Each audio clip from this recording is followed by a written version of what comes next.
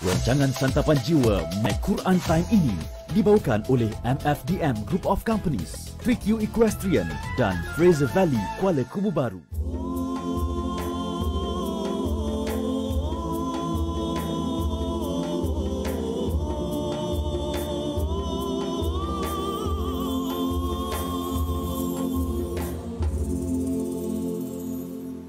أعوذ بالله من الشيطان الرجيم بسم الله الرحمن الرحيم الحمد لله رب العالمين الرحمن الرحيم مالك يوم الدين إياك نعبد وإياك نستعين اهدنا الصراط المستقيم صراط الذين أنعمت عليهم غير المغضوب عليهم ولا الضالين.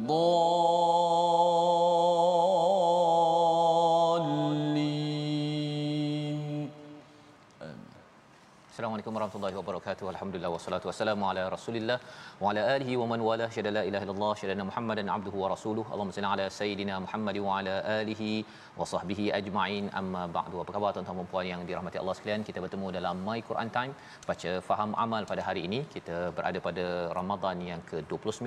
Kita hanya beberapa hari lagi, ya, satu hari dua hari lagi Ustaz, ya, bersama Ustaz Tirmizi. Apa khabar Ustaz?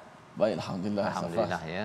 Kita sehari dua hari lagi nak bersambut bersama dengan Syawal, dan sudah tentunya ada kesedihan, ada kegembiraan Ustaz, ya. Sedih kerana Ramadan sudah berada di hujung, ya. Gembiranya itu kerana ada Syawal.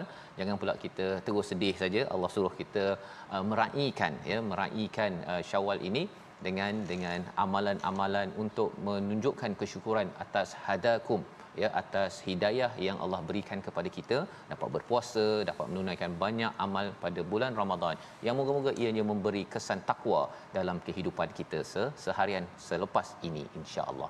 Pada hari ini kita bersama dan kita ingin mulakan dengan doa ringkas kita. Subhanakala ilmalana illa ma 'allamtana innaka antal alimul hakim rabbi zidni ilma.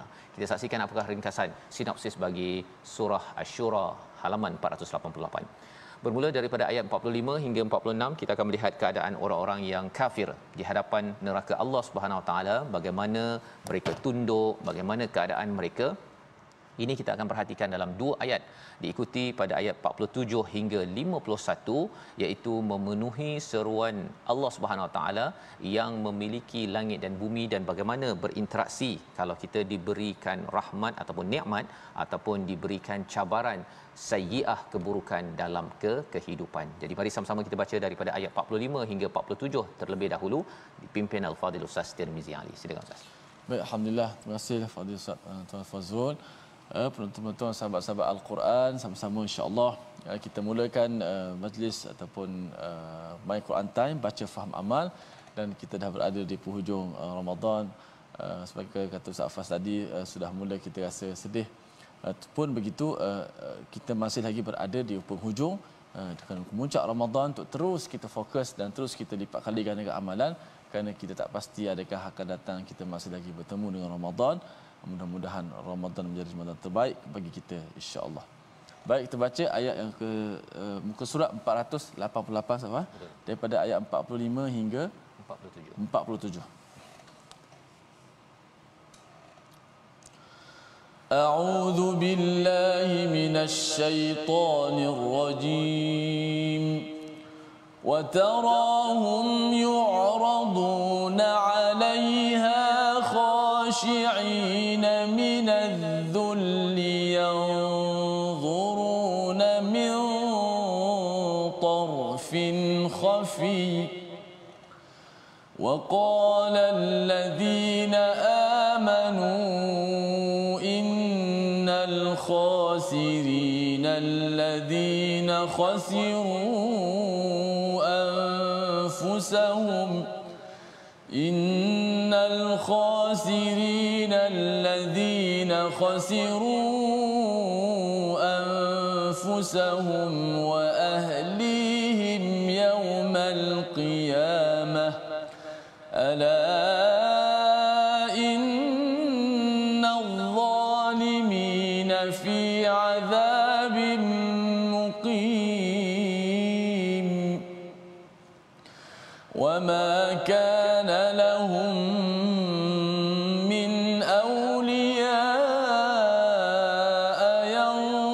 ينصرونهم من دون الله ومن يضلل الله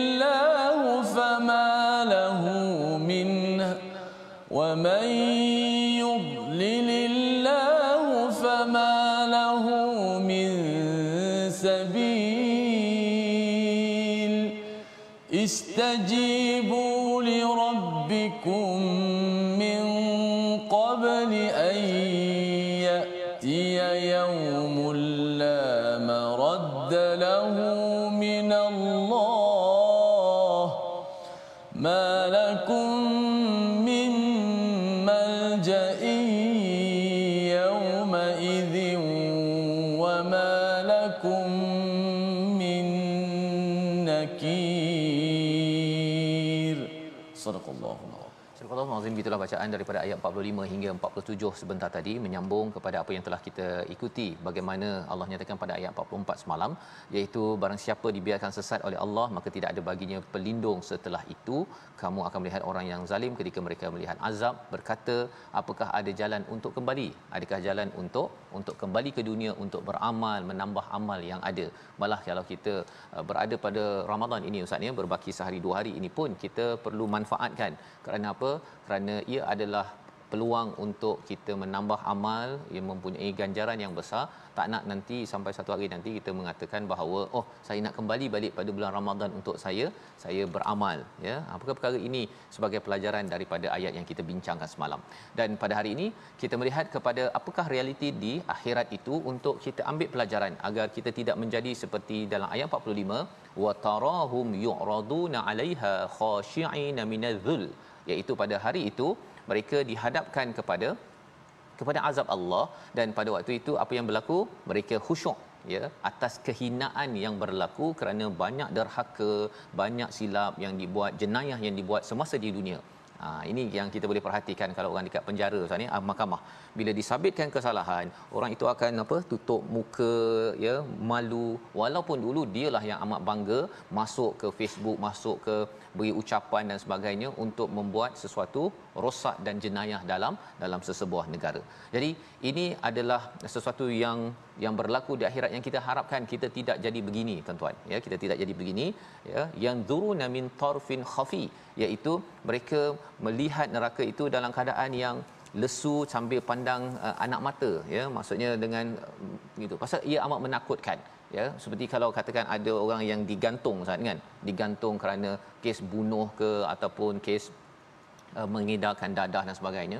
Kalau kita diberikan peluang untuk tengok kepada orang itu didenda dengan digantung, kita pun tak larat Ustaz. Betul ya, kita nak tengok dia datang ke situ dan kemudian dan akhirnya kalau ada yang guna kaedah bawahnya itu akan ditarik kan, dan akhirnya begitu ya, kita boleh bayangkan sajalah, tapi kita tak mampu bila apatah lagi kalau katakan lidah terjelir, darah memercik dan sebagainya.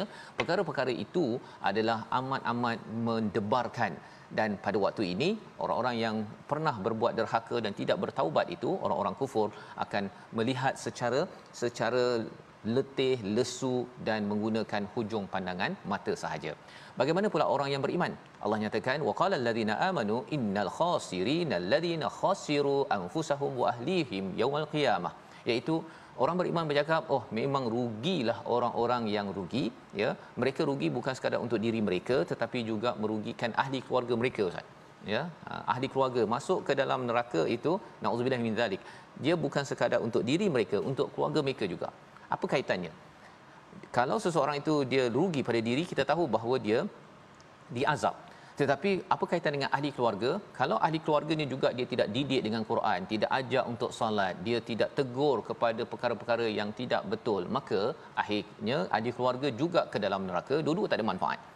Dua-dua diberikan azab oleh Allah. Dan kalau ahli keluarga itu beriman dan akhirnya masuk syurga, maka terpisahlah mereka selama-lamanya, Ustaz. Yang seorang akan pergi ke syurga terus aman kerana committed dengan Quran, committed dengan solat. Yang seorang lagi ini kerana pecah amanah, rasuah, tidak sembahyang, tidak baca Quran, maka akhirnya terpisah ahli keluarga. Walaupun kita mungkin hari ini raya, Ustaz, dapat pakai baju sedondon tu, kan, sama warna, gembira, bergambar bersama, rupanya gambar itu hanyalah di dunia kerana tidak memperjuangkan iman, tidak memperjuangkan iman. Dan ini pelajaran untuk saya, sama-sama kita tuan-tuan, ya, kita mengingatkan kalau ada ahli keluarga kita yang mungkin tidak solat, masih lagi tidak suka baca Quran, kita kena cuba buat sesuatu, ya, kita doa banyak-banyak, ajak, kerana kita tidak mahu jadi orang yang rugi, ya, jadi orang yang rugi kerana terpisah daripada ahli keluarga. Dan kita sudah pun tahu bahawa di dunia ini penuh ujian, tak naklah lagi banyak ujian bila sampai di akhirat. Di hujung itu Allah menyatakan ala innadh-dhalimina fi adzabim muqim. Sesungguhnya orang yang zalim itu berada pada azab yang kekal. Muqim ini macam kita mukim, Ustaz, duduk dalam satu kawasan tu kan, kita bermukim. Jadi bermukim di tempat yang azab, rumah tak cantik, rumah bocor, mesti kita nak pindahnya, tetapi tidak boleh pindah lagi bila sudah sampai ke dalam azab yang sengsara ini, kerana iman ini sesuatu yang amat berharga. Yang ini yang kita cuba laksanakan dengan kita mendalami Quran dalam setiap hari ini. Kita terus ajak pada bulan Ramadan dan seterusnya pada bulan Syawal yang mendatang. Ayat 46 Allah menyatakan tentang apa lagi kesan kepada mereka yang zalim. Zalim ini maksudnya satu menzalimi diri sendiri, satu lagi zalim pada orang lain, Ustaz, ya. Zalim mendera orang lain. Apa jadi pada mereka? Wa makana lahum min awliya yansurunahum min dunillah, iaitu mereka itu tidak ada pelindung, tidak ada siapa yang dapat menolong mereka. Tak ada peguam bela 10 orang, 20 orang, 30 orang, tak ada, dia nak seorang pun tak mampu untuk membela. Kerana apa? Masing-masing pada waktu ini. Wa may yudlilillah, ya, siapa yang disesatkan Allah, fama lahu min sabil, iaitu mereka itu tidak akan dapat lagi jalan untuk kembali kepada hidayah Allah Subhanahu Wa Taala. Jadi ini penting untuk kita beritahu kepada diri kita, kalau perkara-perkara kezaliman itu berlaku dalam diri, dalam masyarakat, dalam keluarga, rupa-rupanya tidak ada lagi orang yang akan menjadi pembela, pelindung. Dan yang keduanya, tak ada orang nak tolong, Ustaz. Tak ada orang nak tolong, ya, kerana pada waktu itu masing-masing nak lepas diri, ya, masing-masing nak lepas diri. Dan mudah ceritanya lah, kalau katakan kita dah lemas, ya, dah lemas, masing-masing akan selamatkan diri je, walaupun dia sayang kepada anak ke apa sebagainya. Tetapi akhirnya kalau ayah tak selamatkan diri dia sendiri pun akan lemas, dan akhirnya orang-orang lain juga akan lemas. Itu pelajaran yang kita ambil daripada ayat 46. Ayat 47 Allah beritahu nak buat apa. Nak buat apa untuk kita elak perkara ini. Ayat 47 kita baca sekali lagi untuk kita sama-sama menghayati, melaksanakan, terutama di hujung Ramadan ini, istiqamah selepas ini. Silakan. Baik, insya-Allah penting untuk kita dapat istiqamah selepas daripada Ramadan. Kerana bulan Ramadan kalau kita rajin beramal, semangat, dia tak pelik sangat, sebab bulan Ramadan ni semua orang pakat beramal belaka. Betul. Semua orang pergi masjid, semua orang puasa. Jadi kekuatan tu jadi kuat, suasana tu dah membantu. Tapi kalau lepas Ramadan, kalau kita boleh berjaya meneruskan, itu satu benda yang sangat berharga. Kita baca ayat ke-47. Auzubillahi minasyaitanir rajim. Istajibu li rabbikum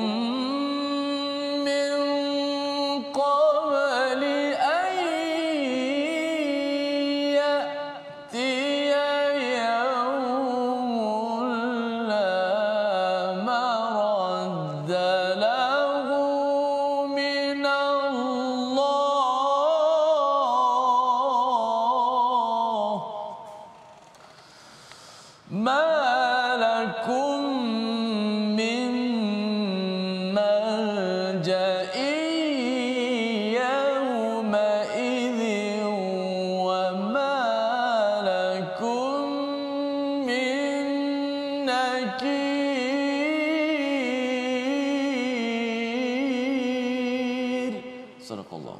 Surah Al-Azim, patuhilah seruan Tuhanmu sebelum datang suatu hari yang tidak dapat ditolak atas perintah Allah Subhanahu Wa Taala.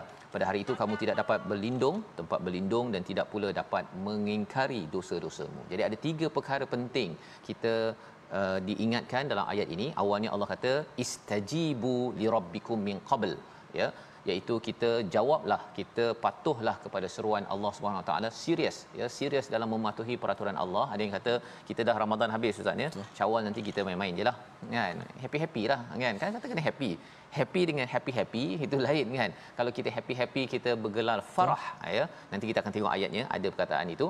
Kalau farah dan marah sebelum ini, ya, sehingga kan kita sombong dan juga bongkak, ya, dengan apa yang ada, maka dan apatah lagi bila cakap tentang ada makanan, ada kereta dan rumah dan sebagainya yang besar, maka pada waktu itu ia ditegur oleh Allah Subhanahu taala. Jadi maksudnya Ramadan kita serius dalam melakukan ibadah, maka ia perlu diteruskan, ya. Kita doakan sama-sama, saya tuan-tuan sekalian, kita dapat serius istajibu li rabbikum min qabl. Kalau waktu Ramadan kita jawab azan ustaz ni, terus sembahyang, Syawal sama juga kan, walaupun ada lemang, ada kuih, ketupat, sate, semuanya kita kena bersilat juga untuk pastikan pergi solat awal waktu juga. Itu tandanya istajibu li rabbikum min qabl an ya'tiya yaumul la maraddalah, ya, iaitu sebelum datang hari yang tidak dapat ditolak, ya, la maraddalahu minallah, yang tidak dapat ditolak daripada Allah Subhanahu taala. Bercakap tentang la maraddalah ini ustaz, dia lebih kurang macam kalau dah banjir, ya, masa hari tu kan section 19 dekat Shah Alam tu, bila air dah naik tu kita tengok jelah, tak boleh buat apa pun, ya, dia akan naik, dan kalau katakan dia nak masuk rumah tak boleh dah, la maraddalah, tidak boleh ditolak. Maka itu yang berlaku bila dah sampai hari pembalasan, maka waktu itu kita pasrah saja. Tetapi Allah kata peluang ada selagi nafas ataupun hayat di kandung padan ini, sebelum berlaku peristiwa itu sila bertindak serius menjawab apa yang Allah seru di dalam kehidupan kita, ya, bila azan, bila kita perlu pergi umrah, haji, buat baik dan sebagainya, amanah di tempat kerja, semua itu kita perlu buat dan jawab, laksanakannya sekarang. Malakum min malja'im yauma idzin wa malakum min nakir, ya, tambahan lagi malakum min malja'in. Apa maksud malja'in yauma idzin ini?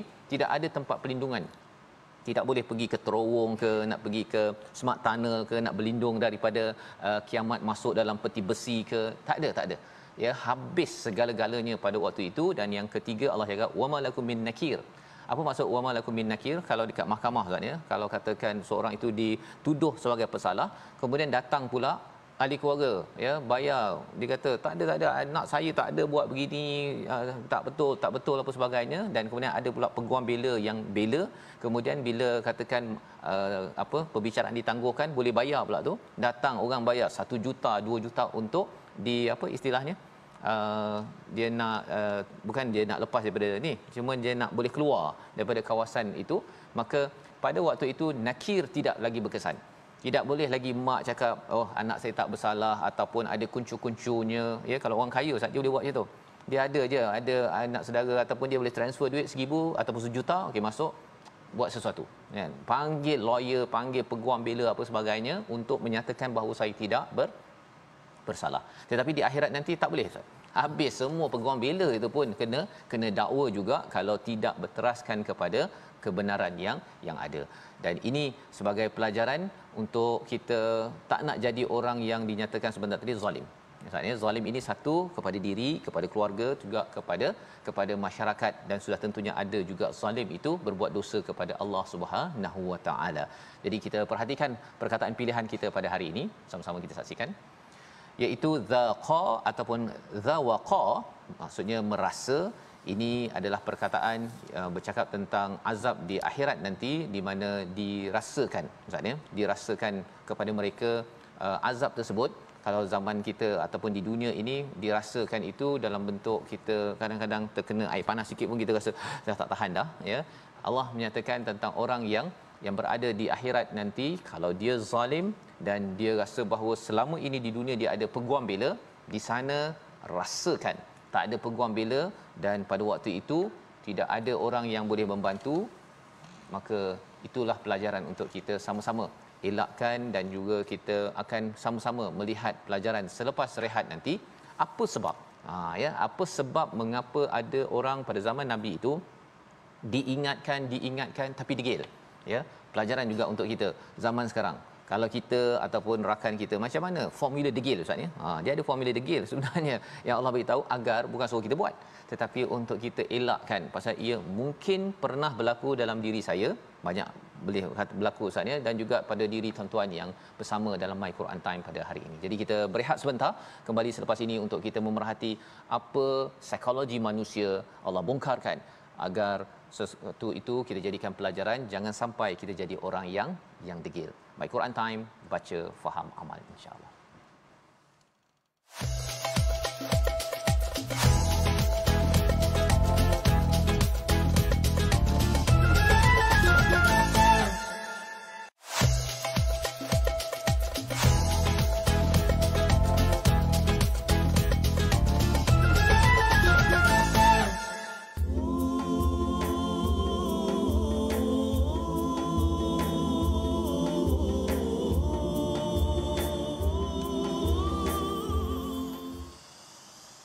Lillahi mulku samawati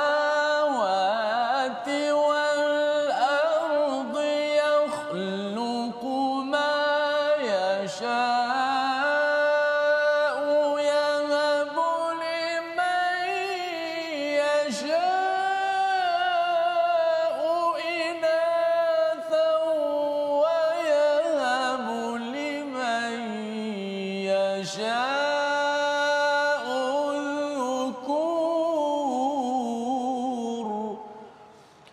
Sadaqallahul Azim. Alhamdulillah, terima kasih pada semua penonton-penonton, sahabat-sahabat Al-Quran terus setia dalam My Quran Time, baca, faham, amal.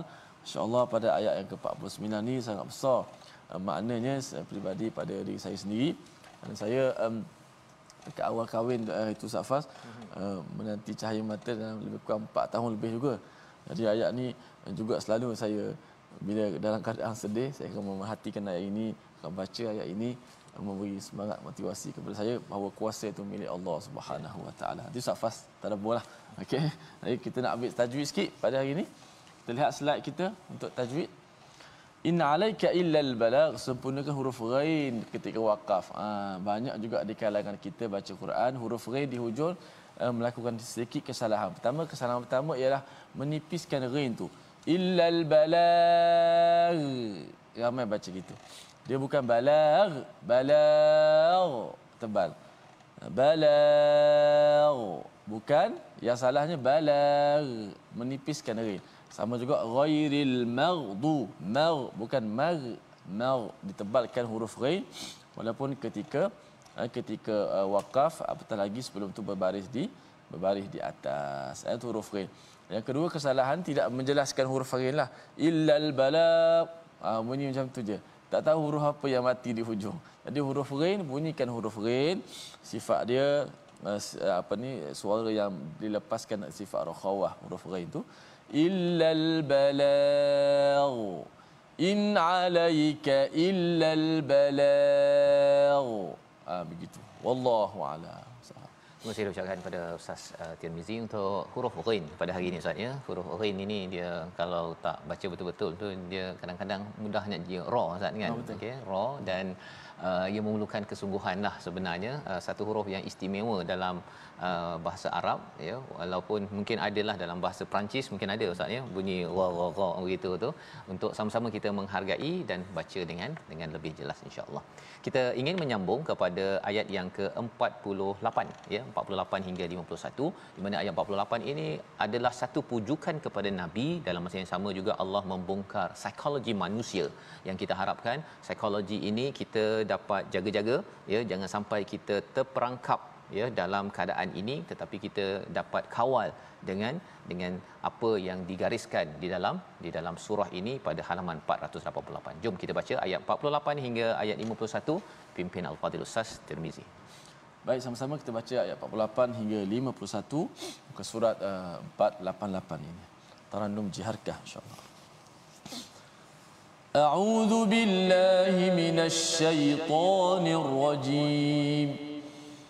فإن أعرضوا فما أرسلناك أرسلناك عليهم حفيظا إن عليك إلا البلاغ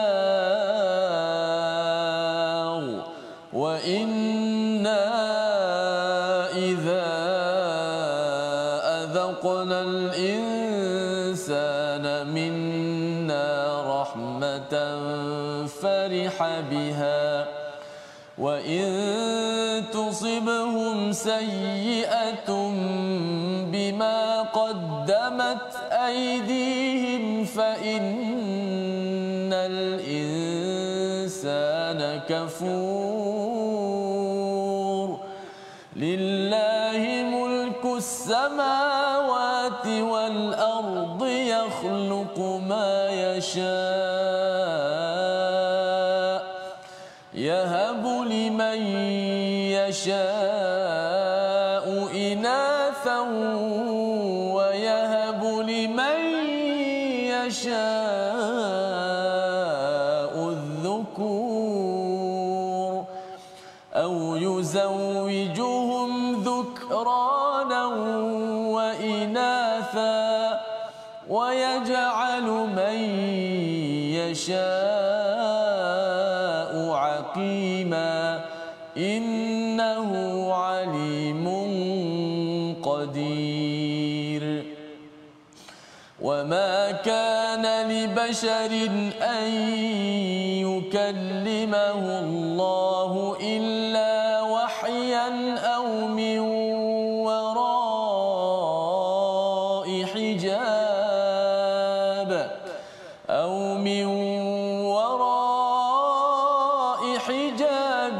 أو يرسل رسولا فيوحي بإذنه ما يشاء إنه علي حكيم. صدق الله. Surah Al-Nazim, gitulah bacaan daripada ayat yang ke-40 ya, 48 sebentar tadi sehingga ayat yang ke-51 untuk kita melihat kepada pujukan Allah kepada Nabi, fa in a'radu fama arsalnaka alaihim hafiza, iaitu sesungguhnya jika mereka berpaling daripada Nabi Muhammad sallallahu alaihi wasallam, maka Allah kata bahawa kamu tidak diutuskan untuk menjaga mereka. Hafiza itu maksudnya menjaga ataupun melihat kepada amal mereka, ya. Seperti mana kalau kita bercakap tentang menunjukkan kuda ataupun unta ke tempat minum, tetapi nak memastikan minum itu bukannya tugas seorang pengembala, tetapi itu adalah daripada Allah Subhanahu Wa Taala. Jadi Allah pujuk kepada Nabi, pujuk kepada kita dalam kehidupan kita ini. Kita tidak menjaga amal orang, maksudnya kita bukannya bila kita dah ingatkan kemudian kita nak pastikan dia ikut 100% dengan apa yang kita sebutkan, tetapi mungkin ada masa senggangnya yang dia mungkin bukan hari ini, besok, bukan besok lusa, tetapi seruan dakwah itu telah kita sampaikan seperti mana yang Nabi diajarkan dalam ayat ini. Tetapi bagi orang yang menangguhkan, ya, ataupun yang tidak mahu menyampaikan ini, kita tengok sekali lagi seruan Allah, inna alaika illal bala, tugas bagi Nabi hanyalah menyampaikan.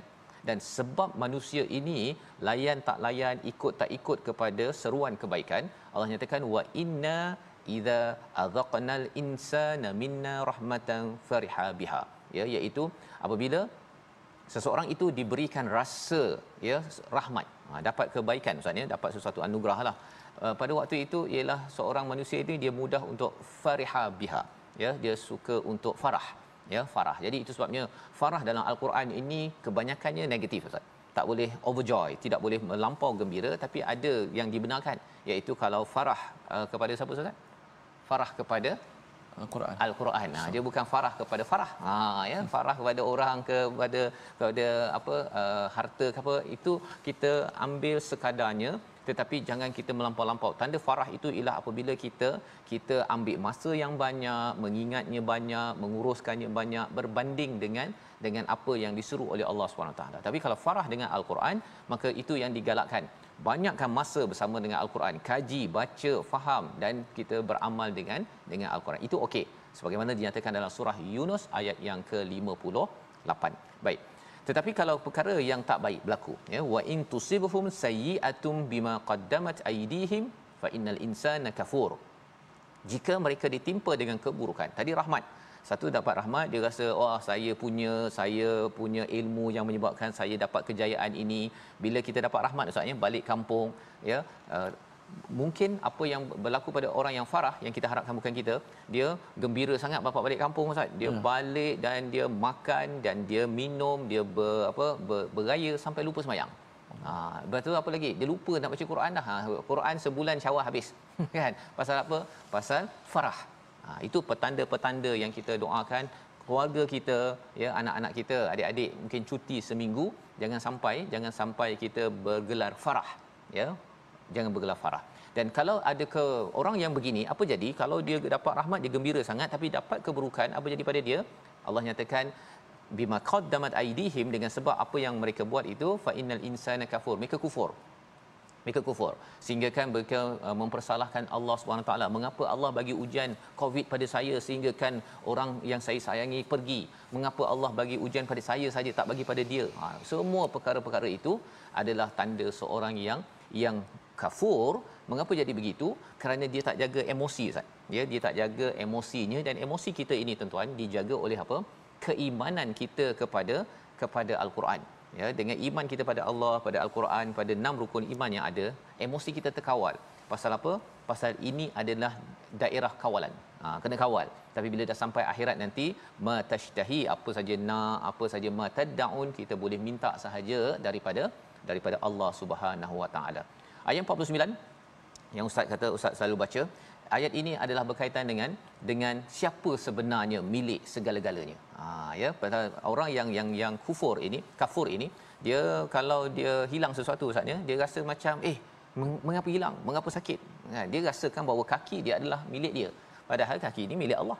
Ya, apa sahaja, ya, pasangan kita, kereta kita, pekerjaan kita, semua milik Allah. Tetapi bila seseorang itu sudah tercantum ataupun terpikat dengan apa yang Allah berikan, dia ingat rahmat itu adalah dia punya, sehingga kan dia kufur dan tidak memberikan kesedaran ataupun sedar bahawa ini sebenarnya Allah Subhanahu Wa Taala yang punya. Jadi Allah ingatkan, lillahi mulkus samawati wal ard, milik Allah lah segala apa yang ada di langit yang di bumi.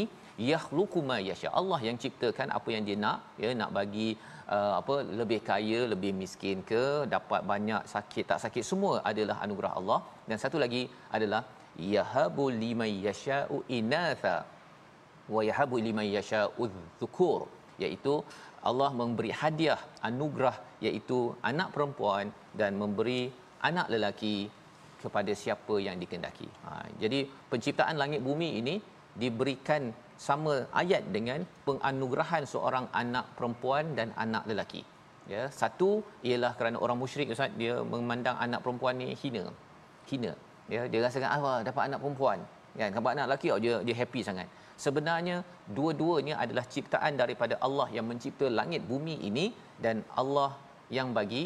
Sepatutnya seorang itu jangan kufur bila dia menghargai anak lelaki berbanding dengan anak perempuan. Kerana apa? Kerana ada orang tak ada anak, Ustaz. Macam Ustaz punya pengalaman, kan, ataupun ada kawan saya juga ada pengalaman sampai ke luar negara untuk dapatkan anak. Allah beritahu dalam ayat 50 satu lagi hakikat penting dalam kehidupan kita. Kita baca ayat 50 sekali lagi. Silakan, Ustaz. Baik, baca ayat yang ke-50. A'udzubillahi minasyaitanir rajim. Au yuzawwijuhum dhukrana wa inatha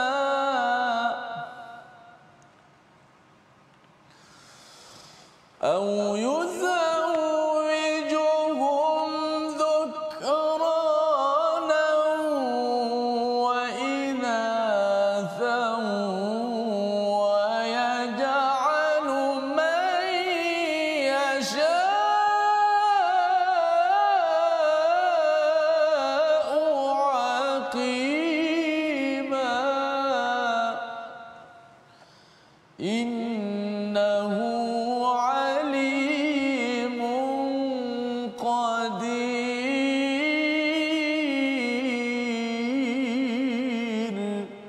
Allahu Surah Al-Azim ayat yang ke-50, atau dia Allah Subhanahu Wa Taala menganugerahkan yuzawijuhum dhukranan wa inatha, ya, memasangkan, memberikan juga anak lelaki, ya, dan anak perempuan. Maksudnya pertama dapat anak perempuan, kemudian dapat anak lelaki, kemudian dapat anak perempuan, dapat anak perempuan, ataupun dapat anak lelaki, dapat anak lelaki, dan seterusnya Ustaz, ya. Itu semuanya Allah yuzawijuhum, Allah anugerahkan, Allah kumpulkan pada diri seseorang. Tetapi ada yang Allah jadikan wa yaj'alu may yasha'u aqima, ada yang Allah jadikan sebagai tidak subur, tidak mampu untuk melahirkan anak, bukan sahaja daripada perempuan Ustaz, ya, tetapi daripada sumber lelaki juga tidak dapat untuk menyebabkan si isterinya melahirkan seorang anak. Di hujung itu perkataan yang amat perlu diberi perhatian, iaitu innahu alimun qadir, sesungguhnya dialah yang maha mengetahui, yang maha berkuasa, ya. Ada orang berkuasa Ustaz tetapi tidak berilmu, ada orang berilmu tapi tidak berkuasa, tapi Allah adalah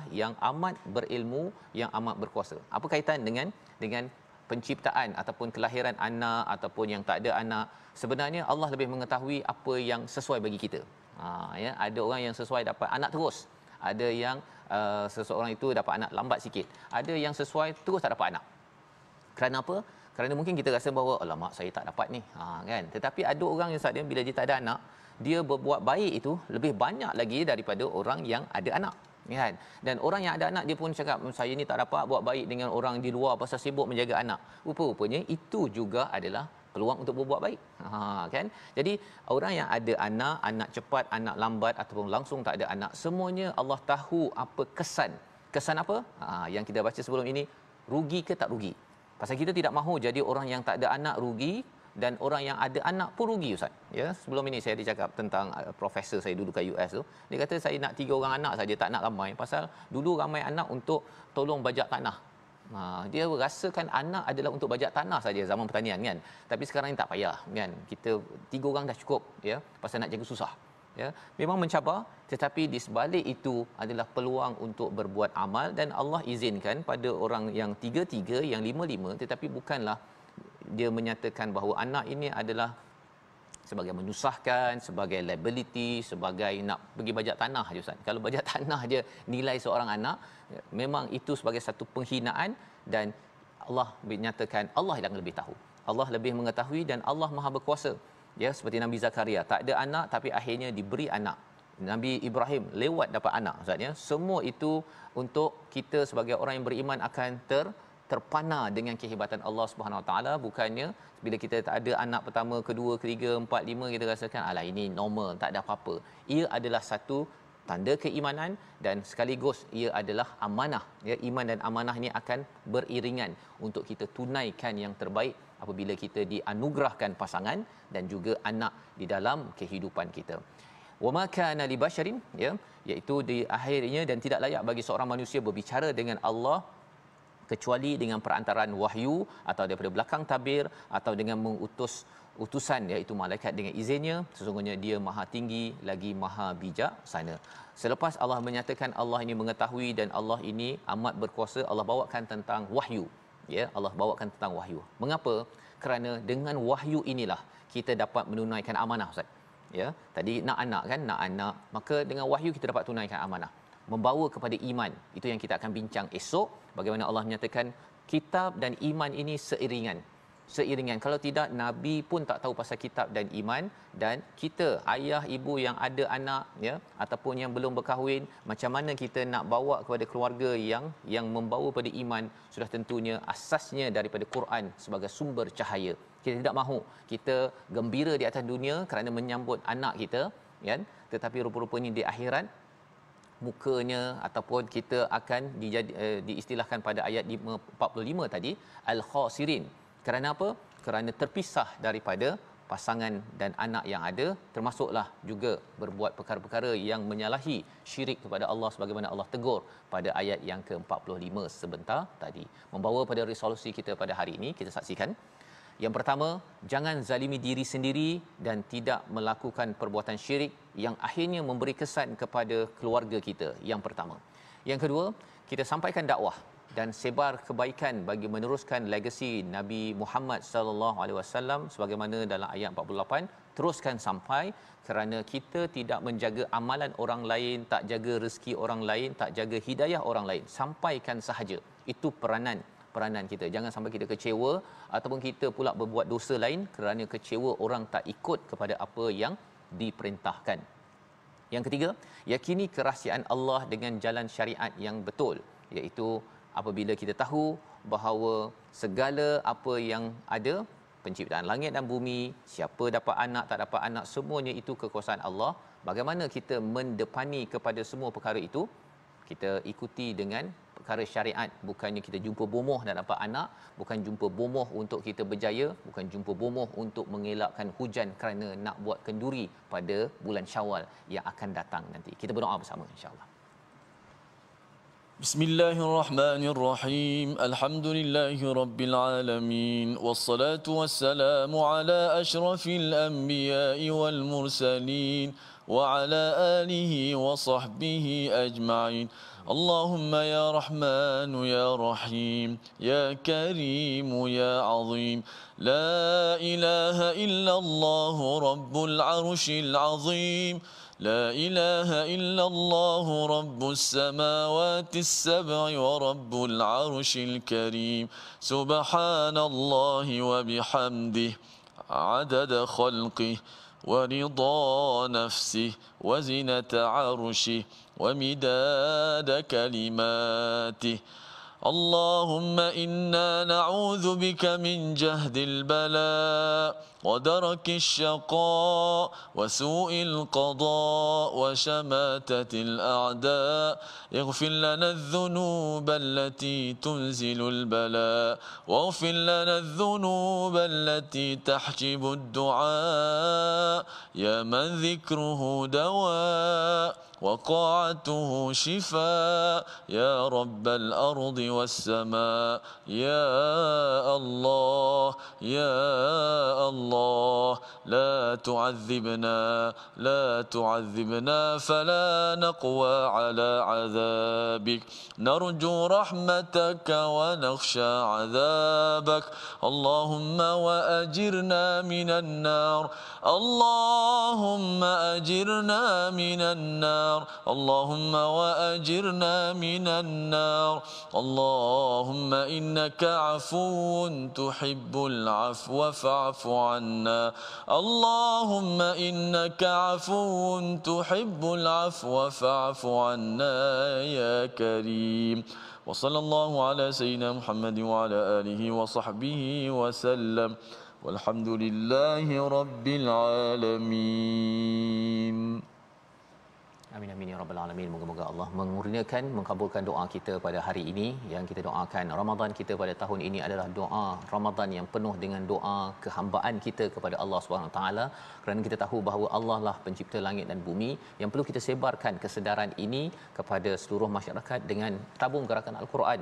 Satu usaha untuk kita memastikan infak yang kita letakkan ini membawa nilai Al-Quran sehingga ramai tahu Al-Quran adalah sumber cahaya sebagai sumber rahmat daripada Allah Subhanahu Wa Taala yang menyebabkan kita makin tunduk dan tidak berlaku farah dan tidak berlaku kafur sebagaimana Allah nyatakan pada ayat 48 sebentar tadi. Jadi kita bertemu lagi pada halaman akhir surah Asy-Syura pada hari esok insya-Allah, dan kita akan menyambung kepada surah baru, surah Az-Zukhruf yang penuh dengan panduan bagaimana menguruskan dunia kita insya-Allah. Kita bertemu lagi My Quran Time, baca faham amal insya-Allah.